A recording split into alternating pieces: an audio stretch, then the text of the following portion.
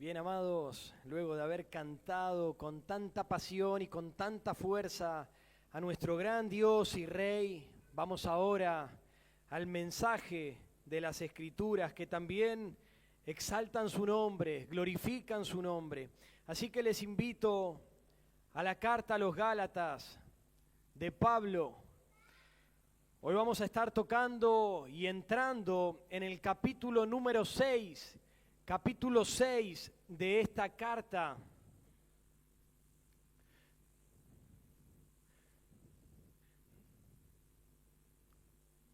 Vamos a leer tan solamente, quería abarcar del versículo 1 al versículo 5 porque abarca todo el contenido, pero no me fue posible. Así que en esta mañana vamos a ver simplemente versículo 1 y versículo 2 de esta magnífica carta. Gálatas 6, versículo 1 dice así: hermanos, si alguno fuere sorprendido en alguna falta, vosotros que sois espirituales, restauradle con espíritu de mansedumbre, considerándote a ti mismo, no sea que tú también seas tentado.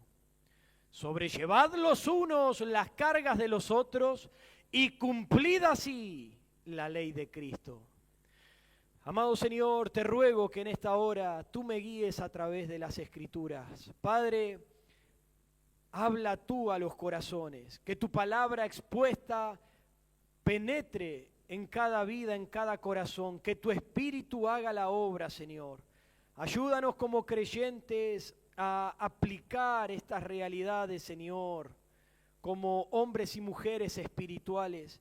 Te pido, Señor, que tú obres en nuestras vidas. Te ruego que obres en la salvación de aquellos que aún no te conocen, que vienen y vienen y vienen, Señor, pero no llegan al conocimiento del Santísimo, no entregan sus vidas a ti. Te ruego, Señor, que obres, por favor. En el precioso nombre de Jesús, amén. Nuestro título de este mensaje no es un título demasiado elocuente, no es un título demasiado pensado o elaborado, es un título que los mismos pasajes de las Escrituras nos acaban de revelar. El título es sobrellevando cargas y cumpliendo así con la ley de Cristo. Ese es el título. Y nuestro tema es el carácter del creyente maduro en la fe. El carácter del creyente maduro en la fe. El análisis teórico práctico de Pablo sobre el andar cristiano en el capítulo 5 finaliza, y ahora Pablo nos va a dar un mensaje práctico, de una vida práctica que nosotros debemos poner por obra dentro de la iglesia entre los hermanos. En el capítulo 5 ya había comenzado con lo práctico, pero era mucha teoría práctica. Ahora capítulo 6 nos dice: háganlo, vívanlo y manifiéstenlo de esta manera dentro de la iglesia.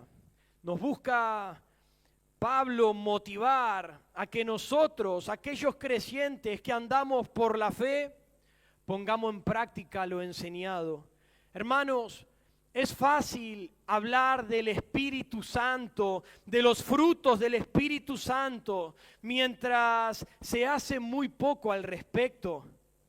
Por eso el cristiano debe aprender que es en situaciones concretas, es en situaciones específicas y no en momentos de euforia emocional, no es en momentos simplemente donde expresamos conocimiento que se manifiesta el fruto del Espíritu, no, sino que se demuestra la realidad del Espíritu en nuestras vidas cuando nosotros lo aplicamos, lo vivimos, lo reproducimos.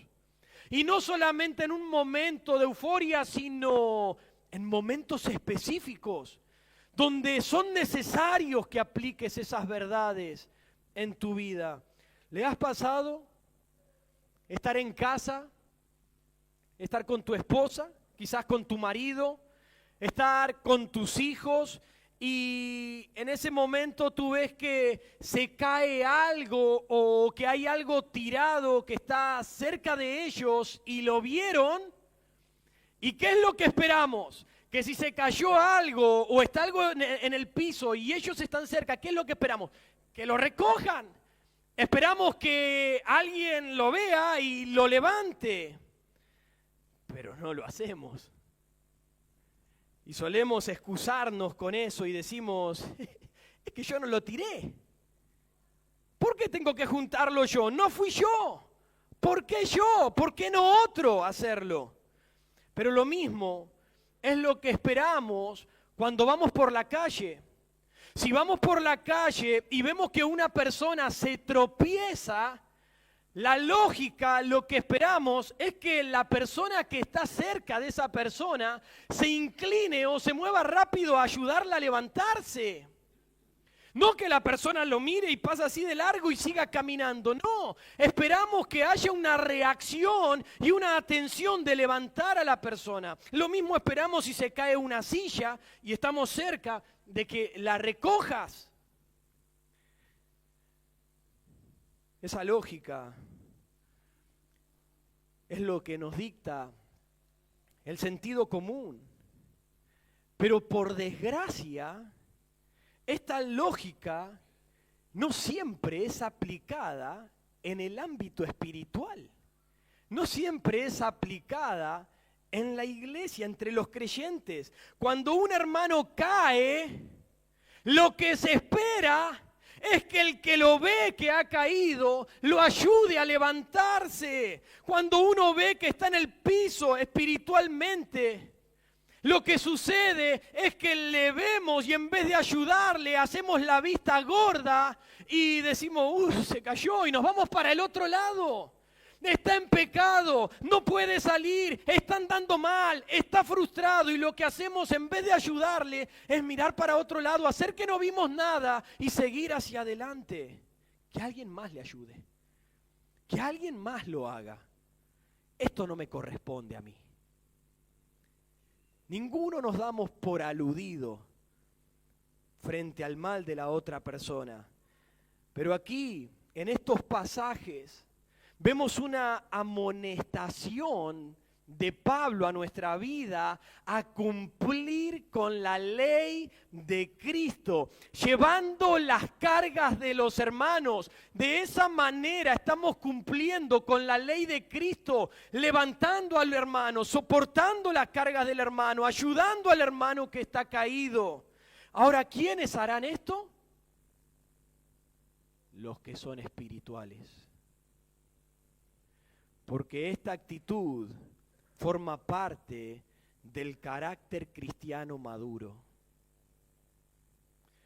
Wiersbe dijo, la influencia de los legalistas entre los gálatas hizo necesaria esta advertencia por parte de Pablo.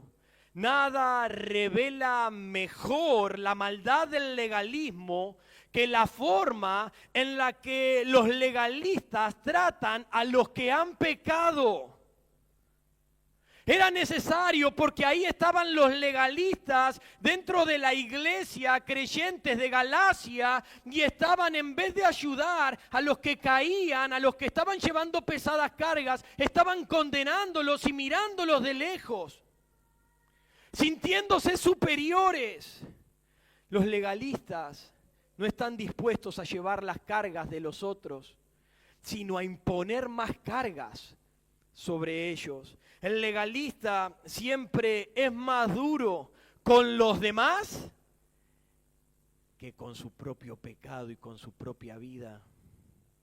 Pero déjenme decirle que ese no es el carácter cristiano, espiritual, maduro de un creyente en la fe. Hermanos, el siervo de Dios no pasa por momento más difícil, por momento más duro, que cuando tiene que confrontar a un hermano por causa de alguna falta para restaurarlo. No es un momento fácil, no es un momento simpático y agradable, es un momento difícil. Y míralo de esta manera: si Dios nos amó tanto, que fue capaz de mandar a su hijo, a su unigénito hijo, a morir en la cruz para cargar con todos nuestros pecados por amor a nosotros, si hemos recibido su perdón, si hemos recibido su espíritu restaurador sobre nuestra vida, ¿cómo no nos vamos a lamentar nosotros por la falta de otros por quienes Cristo también murió? ¿Cómo no nos vamos a lamentar? Si Cristo se dio por nosotros, ¿quiénes somos nosotros para no lamentarnos también por ellos, por quienes Cristo también murió?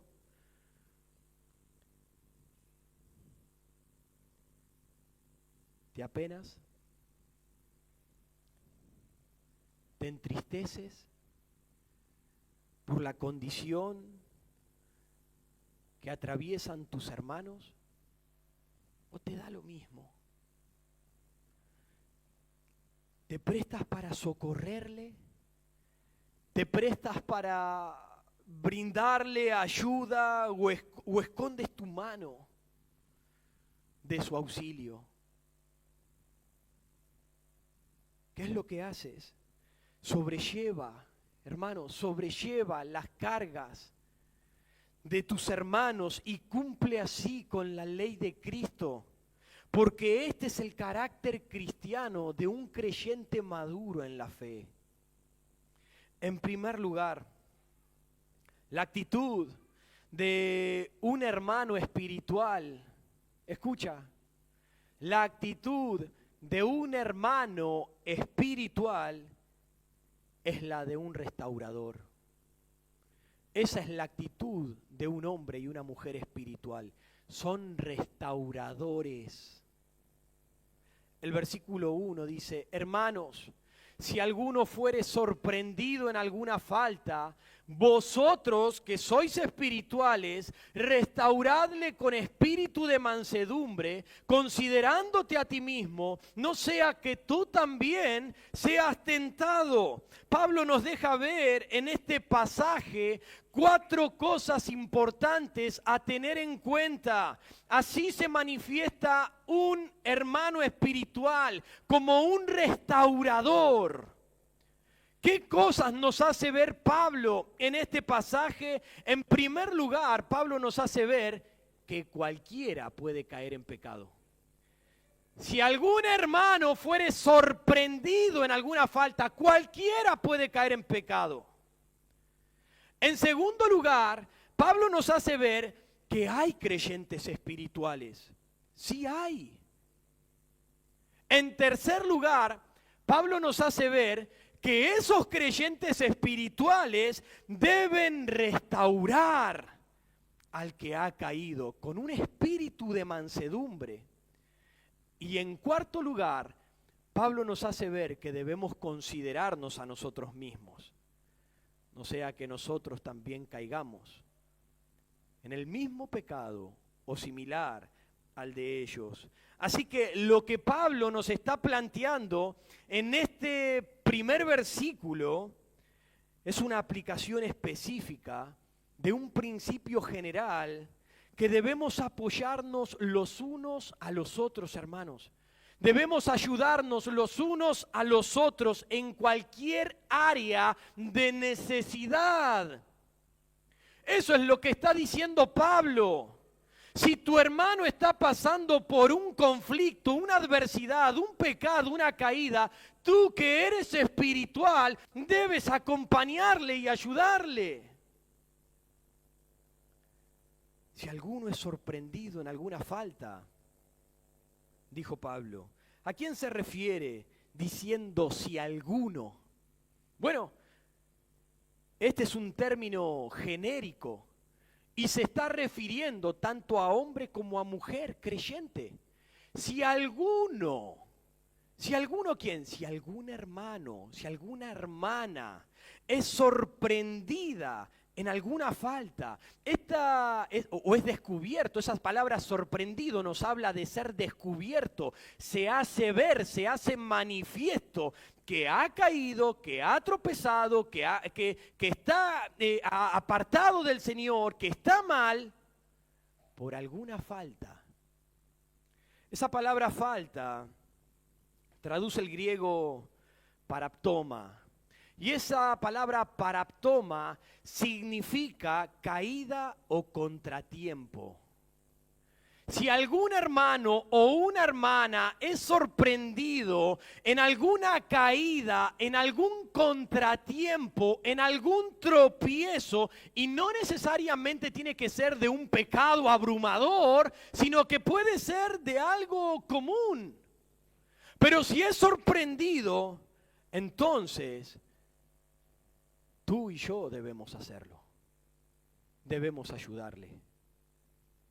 Donald Campbell dijo, esta expresión de Pablo tiene la idea de alguien que huye del pecado. No es alguien que está entregado al pecado, es alguien que huye del pecado, va corriendo del pecado, pero el pecado corriendo más rápido que él, quizás por alguna distracción, por algún detenimiento, lo que fuere, el pecado le sorprende, el pecado le toma y entonces es derribado. Ahora, tú que eres espiritual, debes restaurarle. Pero primero, ¿a qué se refiere Pablo con que tú que eres espiritual? ¿Acaso Pablo está hablando de una forma sarcástica? Diciendo, bueno, ustedes que son espirituales, ustedes que se hacen los espirituales, ¿está hablando de una forma sarcástica en este pasaje? ¿Acaso Pablo solamente se está dirigiendo a un cierto grupo élite espiritual de la iglesia y se dirige específicamente a ellos? No, no. Está hablándole a aquellos cristianos quienes están trabajando, quienes están esforzando y procuran vivir en el Espíritu y quieren modelar el carácter de Cristo en sus vidas. Le está hablando a los creyentes que están intentando vivir en el Espíritu. Este es el tema dominante de esta porción, el espiritual. El espiritual. ¿Cómo sé que le está hablando verdaderamente de esa manera a aquellos creyentes que intentan vivir en el Espíritu? Y hermano, es que en el capítulo 5 viene hablando de eso. En el capítulo 5 Pablo habló teóricamente de una manera práctica lo que es vivir en el Espíritu. Y en el versículo 16 les dijo, anden en el Espíritu. En el versículo 18, sean guiados por el Espíritu. En el versículo 22 les dice, estos son los frutos del Espíritu. En el versículo 25 les dice, entonces andemos en el Espíritu. Y ahora comienza en el capítulo 6 diciendo, vosotros que sois espirituales. Ustedes que están intentando vivir bajo el Espíritu, que los frutos del Espíritu, el fruto del Espíritu se reproduzca en ustedes, ustedes entonces deben ayudar a estos hermanos. ¿Ese eres tú? ¿Entras tú en esa lista de creyentes espirituales que intenta manifestar el fruto del Espíritu? Ahora, ¿cómo se debe actuar con una persona que haya sido sorprendida en una falta? Bueno, nos dice que no hay que condenarle. Nos dice que no hay que rebajarle y menospreciarle.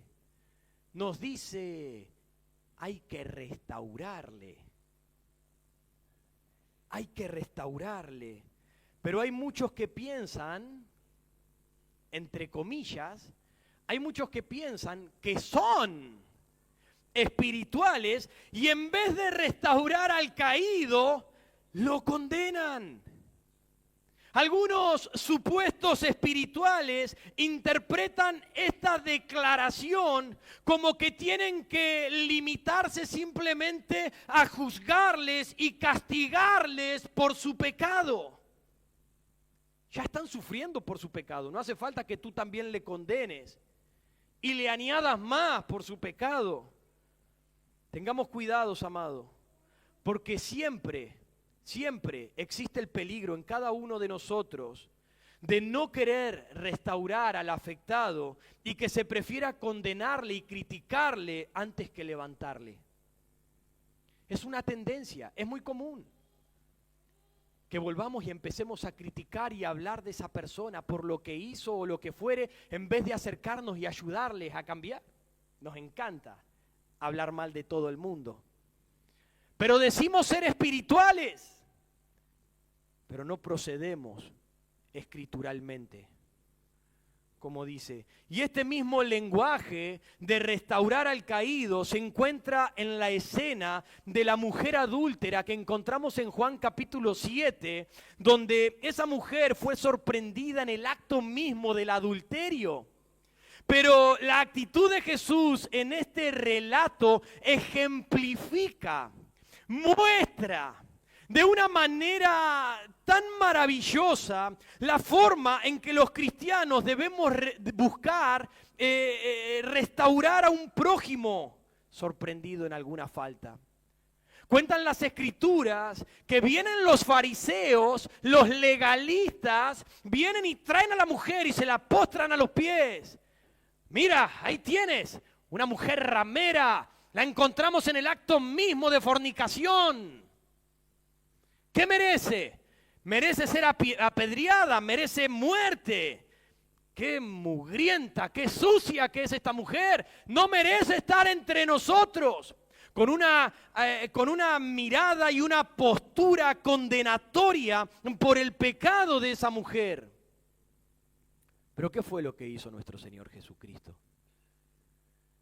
Él les hizo ver que ninguno de los que estaban allí estaban exentos de pecados. Ustedes que están condenando a esa mujer por su pecado, ¿acaso ustedes no tienen los suyos bien ocultos? Este es manifiesto, pero el de ustedes. Y Jesús le dijo una cosa: ni yo te condeno, ni yo te condeno. Pero le dijo: anda, vete y no peques más. Jesús no le dijo: bueno, no pasa nada, no la condenes, si vos también tenés pecado, anda. No nos condenemos entre nosotros. No. Jesús le dijo: ustedes no la condenen porque ustedes también hacen lo mismo. Ahora Jesús tuvo misericordia de esa mujer y él tuvo una actitud restauradora. Yo no te condeno por lo que has hecho, pero vete y no peques más. No continúes haciendo eso. No continúes con esa misma práctica por el bien de tu propia alma. No lo sigas haciendo. Esa misma actitud misericordiosa y restauradora de Jesús es la que nosotros deberíamos demostrar para con nuestros hermanos. Esa misma actitud tenemos que mostrar, pero las iglesias, en vez de estar llenas de hombres y mujeres restauradores, deberíamos ser una iglesia llena de restauradores, de hombres y mujeres espirituales, porque esa es una característica de un hombre espiritual. En vez de estar llenas de hombres y mujeres restauradores, están llenas de jueces que emiten juicios condenatorios contra todo el mundo, como si ellos fueran tan santos que no hay pecado en sus vidas. Hermanos, decide tú hoy ser una herramienta restauradora. Pídele al Señor que te use de esa manera para su gloria. Usa tus manos, no para condenar, no para señalar, no para juzgar. Usa tu mano para levantar al que se ha caído.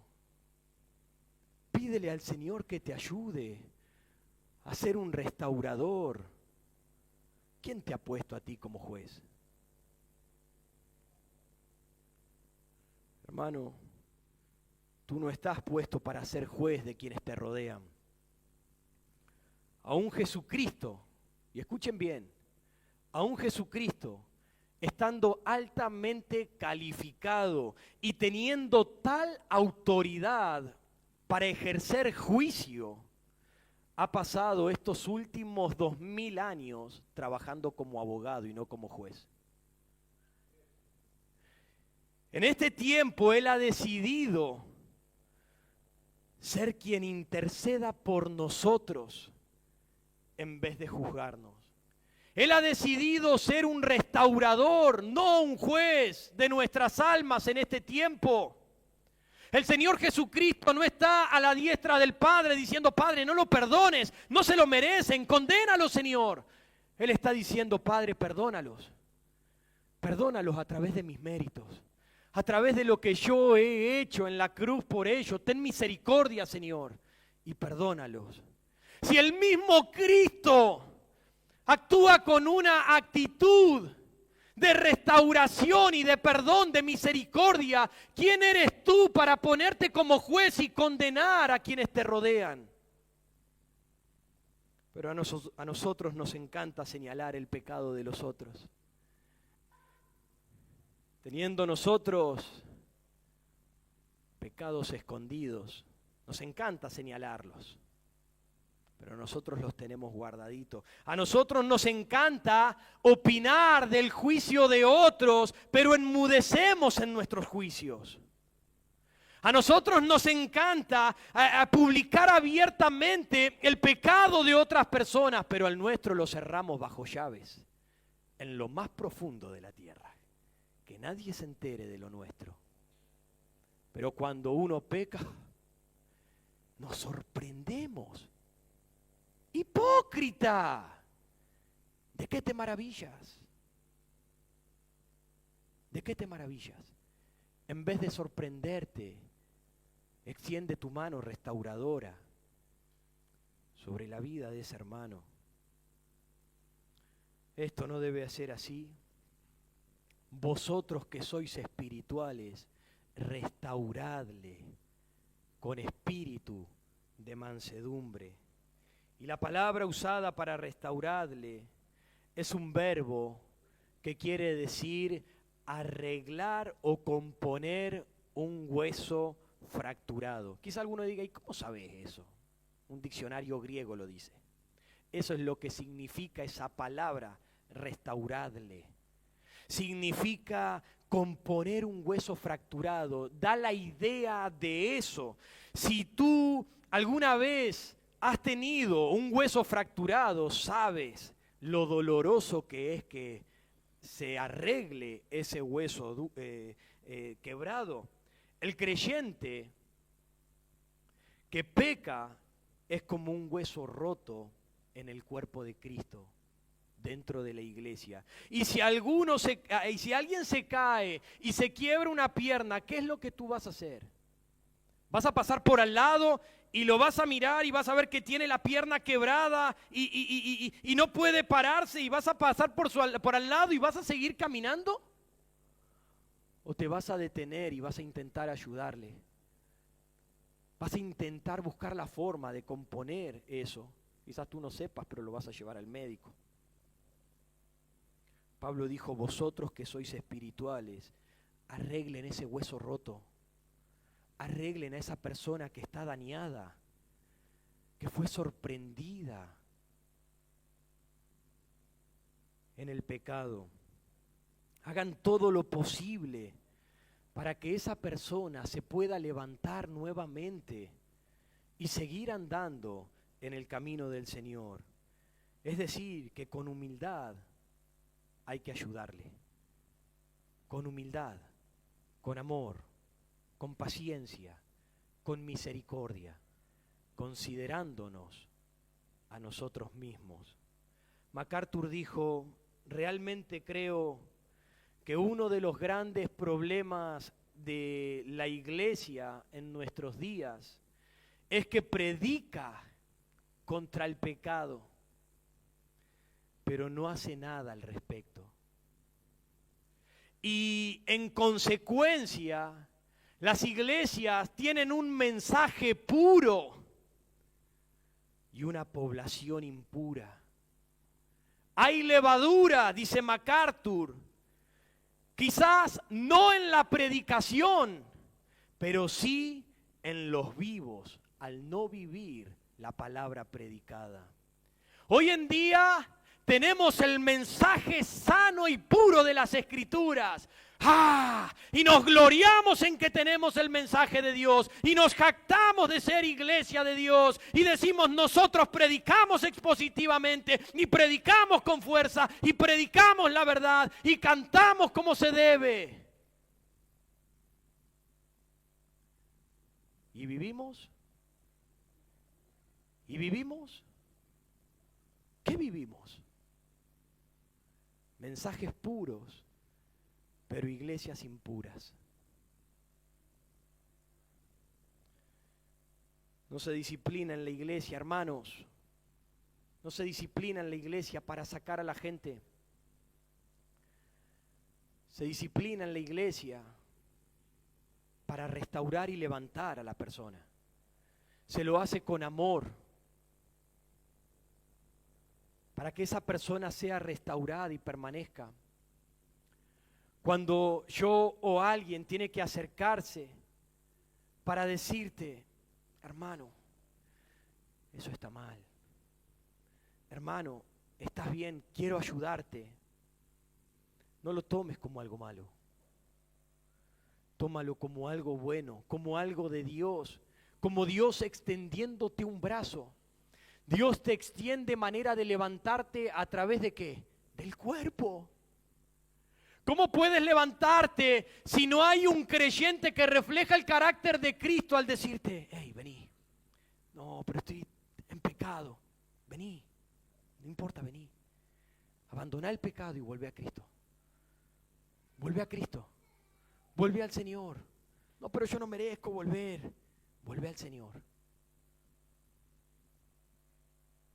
Pero solemos mirarlos con asco. Es fácil ver al pecador y ver el pecado del otro como algo mucho peor o mayor al nuestro. Es más fácil condenar a la otra persona que condenarnos a nosotros mismos. Pero cuidado, no crea que eres mejor, porque tú no cometes el pecado que ese hermano comete. No te creas, ni por asomo, que tú eres mejor, porque en el momento que te creíste mejor, estás en el principio de tu caída. Y tu caída será tan grande, que serás humillado y avergonzado. Por eso Pablo nos dice, considerándote a ti mismo, no sea que tú también seas tentado. Ten mucho cuidado cómo tratas y ves el pecado en la vida de otra persona. Pablo dijo en 1 Corintios capítulo 10, versículo 12, el que piensa estar firme, mire que no caiga. Ojo, ojo.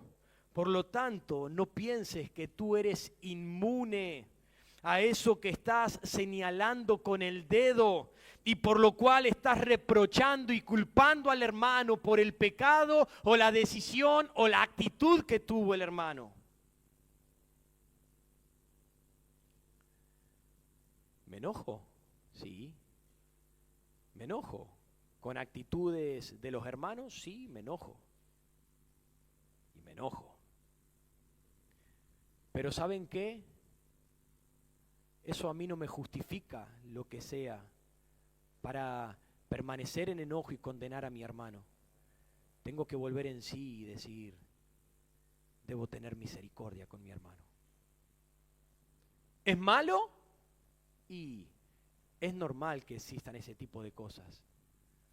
Lo malo es que no hagamos lo que el Señor dice que debemos hacer.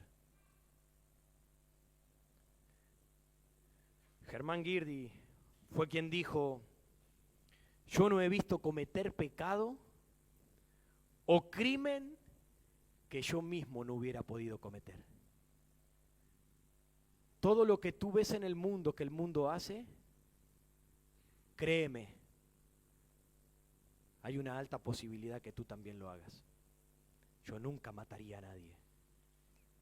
Ten cuidado, solo por la gracia de Dios. Yo nunca adulteraría.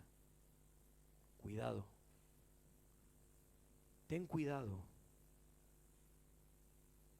Así que la actitud recomendada es restaurar al caído en amor y mansedumbre.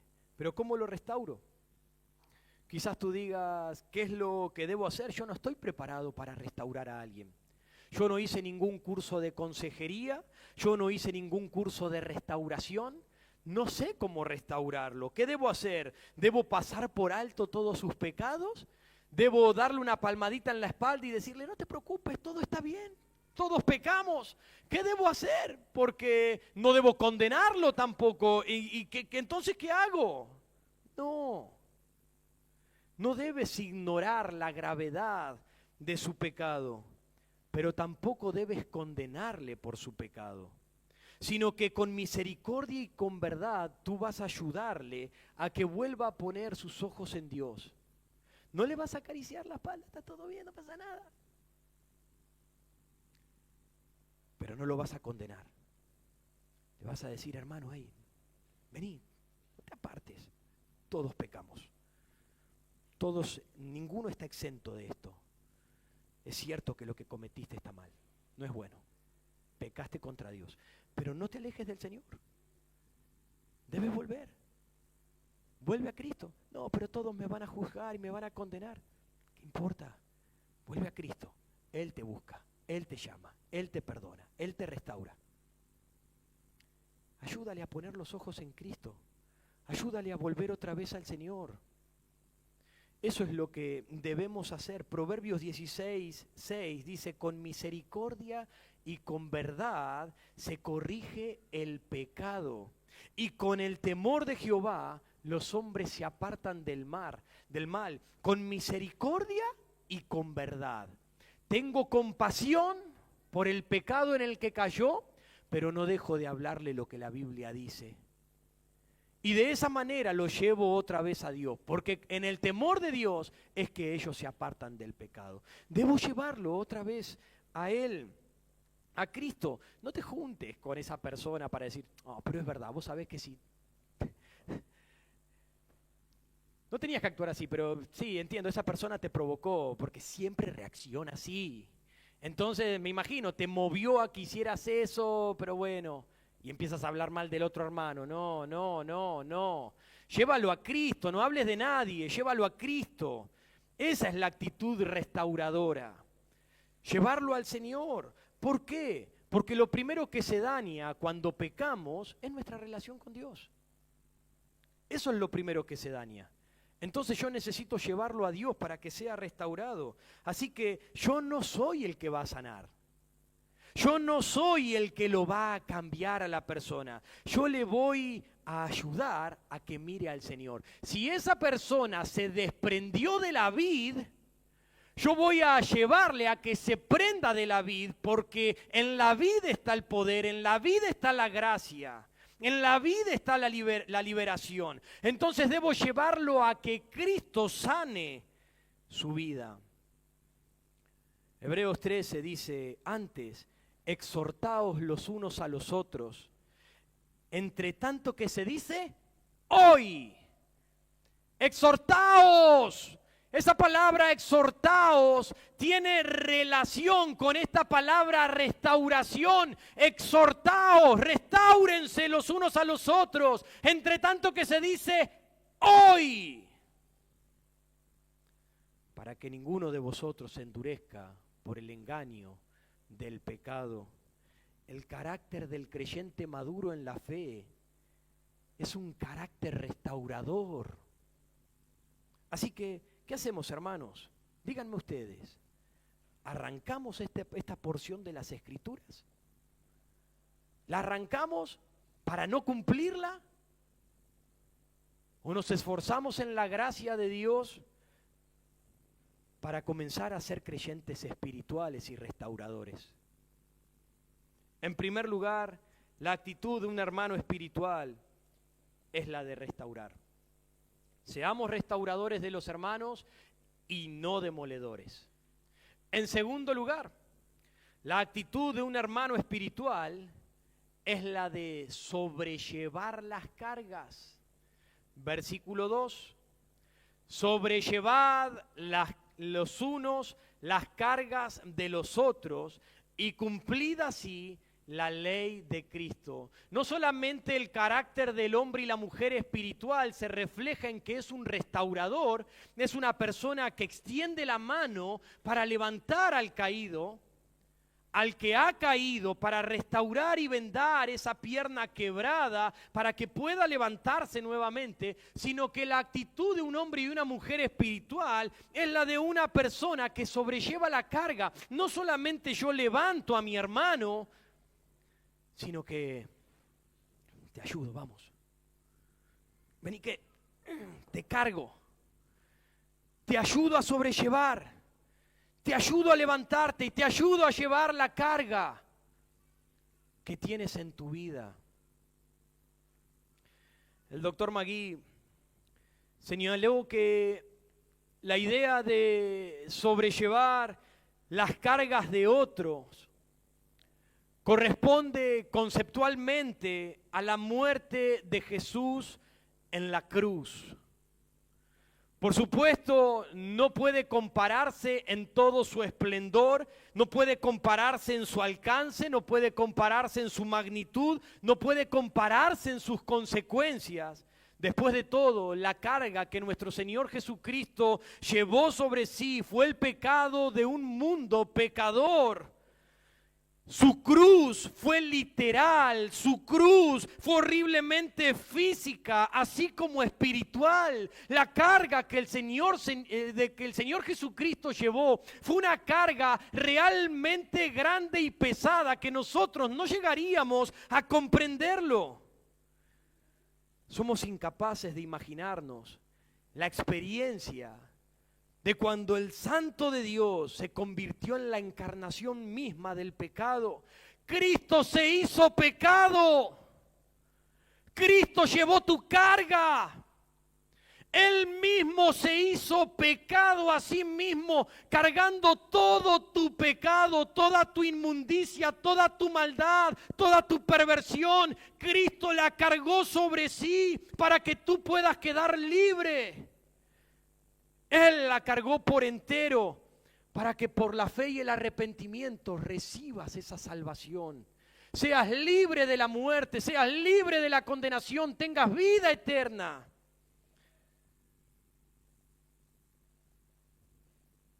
Esta es una de las declaraciones más sorprendentes que podemos encontrar en las Escrituras, puesto que Jesús cargó cargas humanamente insuperables para redimir a un mundo perdido. Así que tú y yo debemos esforzarnos por imitarlo. Como Él llevó nuestras cargas, tú y yo debemos esforzarnos por intentar llevar las cargas de nuestros hermanos, ayudarle a sobrellevar. Ni siquiera la debes cargar tú solo, la carga del hermano. Tú debes ayudarle a sobrellevar la carga del hermano e imitar así lo que Cristo hizo por nosotros. La palabra sobrellevad, bastazo, significa proveer para soportar. Sobrellevad provee para soportar, ayuda a resistir algo desagradable, algo difícil, carga sobre ti y ayúdale a soportar el peso al hermano. Tremendo. Es tremendo lo que está diciendo el Señor. Y la palabra cargas, lo que acabo de decir, es sobrellevar. Ahora, la palabra cargas significa una preocupación, una pena, un peso abrumador sobre la vida de esa persona. Así que provee, en otras palabras, provee de tus fuerzas para soportar el peso abrumador que está llevando ese hermano y lo está consumiendo. Provee de tus fuerzas, provee de tu tiempo, provee de tu vida, provee de tus recursos para ayudar a ese hermano. Así es el creyente guiado por el Espíritu Santo. Piensa en los demás y procura servirle. En la Biblia hay varias palabras griegas para traducir esta palabra cargas. Esto quiere decir que hay varias clases de cargas. Hay cargas que pueden ser soportadas y llevadas con otro hermano, pero hay cargas que solamente tú la tienes que llevar. Y no la puedes compartir con nadie y que solamente tú vas a cargarla, pero eso lo vamos a ver en el versículo 5, en el próximo sermón. Entonces, ¿a qué carga se refiere? Que debo ayudar a mis hermanos a llevar. ¿Cuáles son? Bueno, puede tratarse de una enfermedad en la que estamos juntos, orando, acompañando, velando, sirviendo. ¿Cómo puedo ayudarte, hermano? ¿Qué puedo hacer? Consolando, dándole ánimo, dándole fuerza. Puede ser algún tipo de ignorancia que hay en su vida y tú puedes ayudarle a sobrellevarla. Algún tipo de presión, una tensión, un cierto dolor o alguna aflicción. Puede ser el peso de las tentaciones que tenemos en nuestra actualidad. Hay hermanos que están siendo altamente tentados, están llevando un peso muy grande. Y tú puedes ser aquel que le ayudes a sobrellevar esas tentaciones, el peso de una tragedia, el peso de algún tipo de dolor, una tristeza, una desilusión, algún tipo de depresión, que son inevitables en la experiencia humana. Son cosas que vienen sobre todas las vidas y tú puedes ser esa persona que estés allí para ayudarle a sobrellevar sus cargas. Cualquier prueba, dolor, pecado, debilidad o enfermedad personal caerían dentro de este grupo de sobrellevar. Y cuando nos encontramos en esta condición, entonces necesitamos un amigo. Cuando nos encontramos en esa situación, entonces necesitamos de un hermano que nos ayude a sobrellevar, no un hermano que se nos suba encima también, se nos cargue encima y haga nuestra carga aún más pesada de lo que es. No necesito que me tires más, necesito que me ayude a soportar. Esa es la forma. Por lo general, solemos criticar a los amigos de Job, y con razón, por haberle sometido a un montón de razonamientos inculpatorios para con Job. Pero debemos destacar algo interesante también de estos amigos de Job. Ellos estuvieron 7 días antes de comenzar a decirle y sacar sus conclusiones, 7 días acompañándolo en silencio, al lado de su lecho, en silencio, afligiéndose con su amigo. Y a veces necesitamos hacer eso. Quizás no se necesita que emitas un juicio, se necesita que lo escuches, que lo banques, que lo toleres y que le ayudes a sobrellevar eso. Un predicador dijo: el hombre es el único ser sobre toda la tierra que no sabe nada. Y para saber algo, debe ser enseñado. No podemos hacer nada frente a las acciones y la influencia de la naturaleza. No podemos hacer nada más que llorar y afligirnos y aguardar las cosas que vienen sobre nuestra vida. Todo lo que tú y yo podemos hacer en el momento que llegamos a esta tierra, a este mundo, es llegar con gritos y con llantos, y nada podemos hacer porque estamos desprovistos. Y de esa manera en la que venimos al mundo desprovisto y con lloros y lágrimas en nuestra vida, es la manera en la que transitamos en este mundo caído. Y necesitamos de personas que consuelen, que animen, que ayuden, que restauren, que lleven las cargas de los otros. Así que la actitud de un hermano espiritual es la de sobrellevar las cargas y cumplida así con la ley de Cristo, dice el versículo 2. ¿Cómo? Si alguno fuere sorprendido en una falta, vosotros que sos espirituales van a restaurarle. Y luego en el versículo 2 dice, sobrelleven las cargas los unos de los otros. Y ahora dice, y cumplid así con la ley de Cristo. Si yo soy una persona restauradora, si yo soy un hombre o una mujer que ayuda a sobrellevar las cargas de los hermanos, entonces tú eres una persona que cumple con la ley de Cristo. ¿Y cuál es la ley de Cristo? Bueno, la ley de Cristo es el cumplimiento de toda la ley. Y el cumplimiento de toda la ley se resume en el amor. Allí se resume. Gálatas 5:14 dice, porque toda la ley en esta sola palabra se cumple, amarás a tu prójimo como a ti mismo. No condenarás a tu prójimo, amarás a tu prójimo. No lo dejarás a la deriva a tu prójimo, ayudarás a tu prójimo. No lo mirarás con soberbia a tu prójimo, lo mirarás con humildad y compasión a tu prójimo.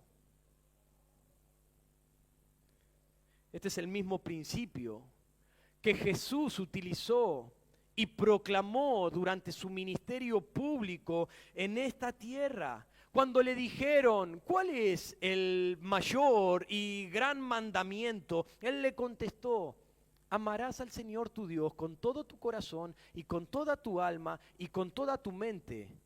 Ese es el primer y grande mandamiento. Y el segundo es semejante. Tuvo que añadírselo. Y el segundo es semejante, amarás a tu prójimo como a ti mismo. Y Juan lo expresó de la siguiente manera. Juan dijo así, en esto hemos conocido el amor, en que Él puso su vida por nosotros. Y escuchen esto, también nosotros, en esto conocemos el amor, en que Él puso su vida por nosotros. También nosotros debemos poner nuestra vida por los hermanos. Pero, dice Juan, pero, el que tiene bienes en este mundo y ve a su hermano tener necesidad y cierra contra él su corazón, ¿cómo dice que mora el amor de Dios en él? En otras palabras, si tú, teniendo las cualidades, teniendo lo que se necesita, tienes con qué ayudar a tu hermano que has visto que ha caído, que has visto que está abrumado, si tú viéndolo y teniendo para ayudar, no lo haces como Cristo lo hizo, entonces ¿por qué te llamas espiritual? Entonces, ¿por qué te llamas así? Tú no eres un espiritual. La característica de un hombre espiritual es la de un hombre restaurador, es la de alguien que sobrelleva cargas. Si tú no lo haces, entonces hay dos opciones. Tú no eres espiritual, eres un creyente carnal, desobediente y rebelde, o tú no eres creyente. ¿cómo puedes decir que mora el amor de Dios en ti? El amor de Dios te va a impulsar a actuar conforme a las Escrituras y así cumplir con su ley.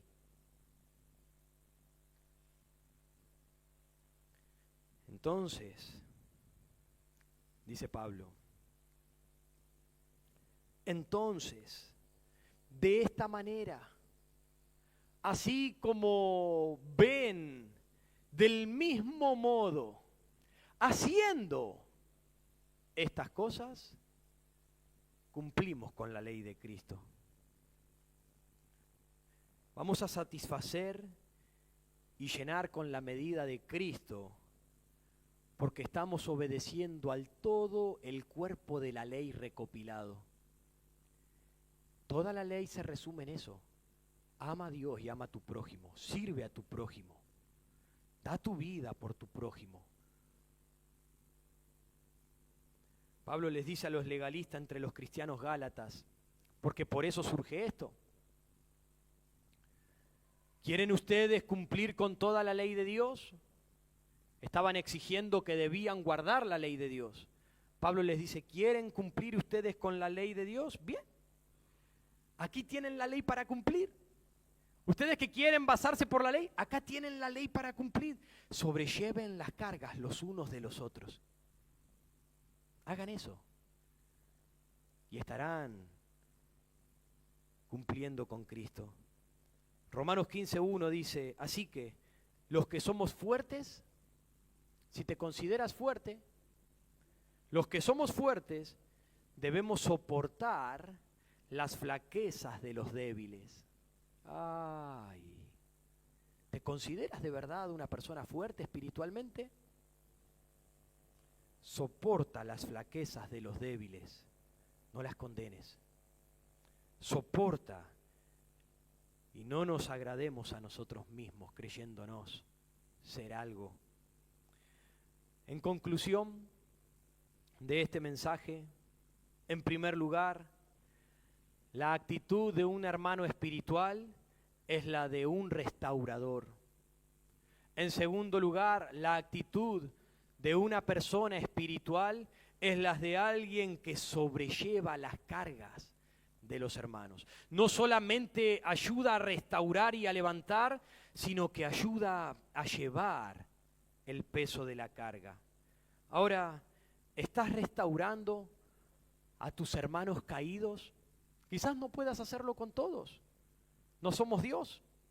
No puedo. Pero ¿estás restaurando a los que sí sabes y sí puedes? ¿A los que tienes a tu lado?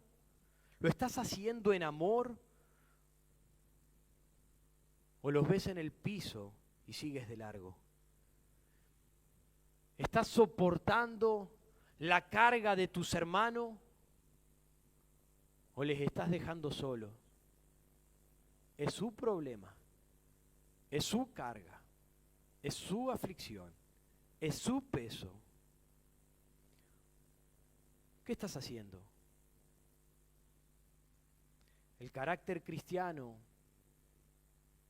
de un creyente maduro en la fe, graba esto, el carácter cristiano de un creyente maduro en la fe es el sobrellevar las cargas y cumplir así la ley de Cristo.